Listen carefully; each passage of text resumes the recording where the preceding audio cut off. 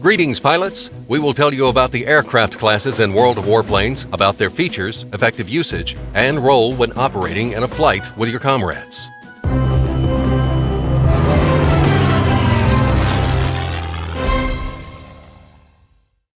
Currently, you can choose from 4 aircraft types in World of Warplanes. They are attack aircraft, and light and heavy, and carrier-based fighters. Let's take a look at each of these types. Light fighters. These planes are made for gaining air superiority. Their goal is to destroy enemy aircraft. They can easily destroy carrier-based fighters and aircraft of their own class, but they struggle to deal with heavy fighters and attack aircraft due to a lack of firepower. However, light fighters are superior in mobility and maneuverability, and this is usually one of the decisive parameters in a dogfight. Making an assault on the ground targets using a light fighter is usually ineffective, dangerous for the aircraft, and a senseless action for the team. These planes are better off at vertical or horizontal maneuvers, depending on the country of origin. German and American aircraft are better at gaining altitude. Soviet ones are made for maneuvering in combat. The players that prefer dynamic gameplay should like the light fighters. They are very good for team play and for destroying enemy planes in groups. These aircraft have enough speed and mobility to answer a call for help while on the opposite side of the map. So if you enjoy constant fast-paced battle and have a need for full control that is unforgiving of mistakes, then these planes should be a good choice for you. Attack aircraft.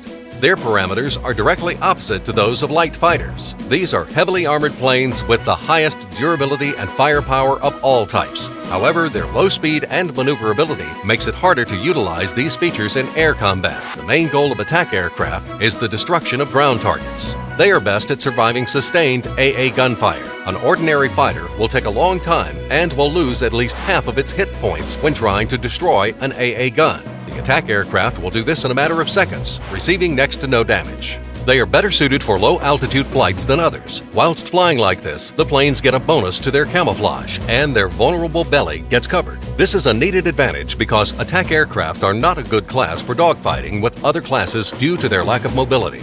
This is compensated by having an onboard gunner, which covers the rear of the plane. If an attack aircraft manages to get an opponent into its sights for several seconds, it will be enough to deal some massive damage. Usually, it is even enough to destroy the target. Never try to shoot down an attack aircraft head-on. You will most likely be destroyed. Even ramming is not an option, as it is quite possible that the attack aircraft will survive and you will not, thanks to its high durability. So in the right hands, the attack aircraft can pack a surprise, even in air-to-air combat. The gameplay with attack aircraft is the slowest in comparison to the other classes. On one hand, the warfare is quite simple. You only have to destroy static targets. On the other hand, attack aircraft are really dependent on the team's actions. It is very vulnerable to fighter attacks unless having team support, and it is hard to shoot down fighter planes in one. But it brings a lot of satisfaction when you manage to do so. Heavy fighters. If we compare them to the light ones, we will see that these planes have more durability, firepower, and they can carry bombs or rockets. The speed is also higher, but at the cost of maneuverability. Their mission is interception. Thanks to a lot of available afterburner time, heavy fighters gain altitude easily. They destroy their opponent in a fast, powerful burst when diving from high above. They climb back up or escape to the side afterwards. These planes are not made for mobile combat. Heavy fighters are vulnerable to highly mobile, lighter ones, although some have a gunner on board who is capable of dealing high damage and even successfully shooting down an enemy plane. Light fighters are also vulnerable to head-on attacks against heavy ones. As a last resort, a heavy fighter can escape their opponent by using their afterburner and taking advantage of its greater speed. Or you could lose them whilst diving if you have the required altitude. Apart from hunting enemy aircraft, heavy fighters can also destroy ground targets, but carrying bombs and rockets dramatically affects speed and mobility. The controls of an already heavy and not so mobile aircraft become really clumsy. If we compare it to ground forces, then a heavy fighter can be compared to a sniper. It is located near the main combat location, picks an easy target, and destroys it with a single well-aimed strike. Carrier-based aircraft. This class is interesting. The features of these airplanes cannot be described briefly. If we try and generalize it, we can say that they have traits of both light and heavy fighters. Which traits stand out depends on the country of origin.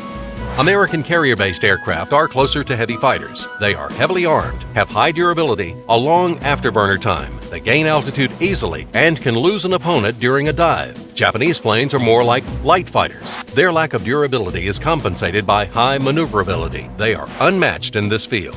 The main advantage of carrier-based aircraft is that they offer several combat styles for you to choose from. You can install bombs and rockets onto your plane and try to attack an aircraft playstyle. Or you can play as a pure-blooded light fighter by choosing not to. The peculiarities of each class offer interesting tactical possibilities when playing in a flight with your friends. Let us show several examples. A classic flight consists of 3 fighters. You can use aircraft of different countries to compensate for the faults of the others. The main goal is to stay together and use the airplane's potential to its fullest. 1 attack aircraft and 2 fighters. In this flight, the attack plane destroys ground targets and acts as a lure. The fighters must stay close, but at a higher altitude, and closely monitor the skies to cover the attack aircraft from approaching enemy aircraft. If a dogfight, the attack aircraft can also help its wingmen.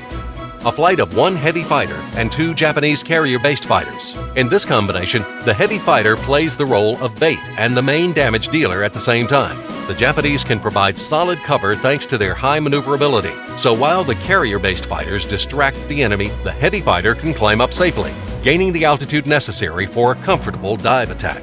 1 carrier-based fighter and 2 heavy ones. The tactics are similar to the previous flight, but this combination will require more skill and coordination from the wingmen. The carrier-based fighter will need to act as bait, actively engaging in mobile combat, whilst not allowing the opponents to escape the battle. The heavy fighters will attack in passages, knocking out the enemies one by one. Other combinations are of course possible. For example, a flight of attack aircraft, or 2 attack aircrafts and a heavy fighter. The search for an effective battle combination is an interesting part of the game. Try it. That's all. Good luck in your battles.